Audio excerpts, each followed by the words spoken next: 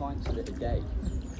So you can imagine that afternoon prayers would have been somewhat enthusiastic, or maybe not, that's the case, maybe. So yeah, you get a pretty nice view of this big tall tower. This is actually the jewel in the crown of the city, part of the cathedral of course. 48 metres tall, that building, called Harry's Bell Tower. It's another pretty good example of the French influence on Canterbury, because this is not the original cathedral.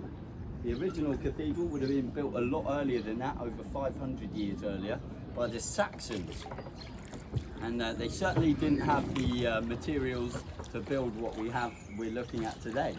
So the original cathedral would have looked very similar to the King's School Art Department, because it's built out that same stone, which is called flint. Flint being locally quarried stone. Cheap and effective for the Saxons as a resource. But the cathedral we have today is certainly not built out of flint. It's built from limestone predominantly.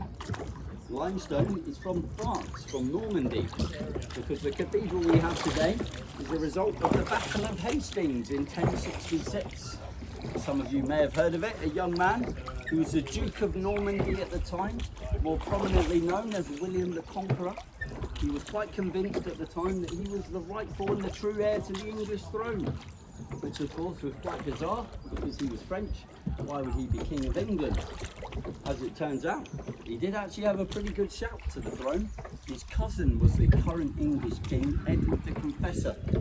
And Edward the Confessor was a very religious man, so he was celibate, didn't produce an heir to the throne, didn't have any children. So after Edward's death, there was much debate about who was going to be the next king.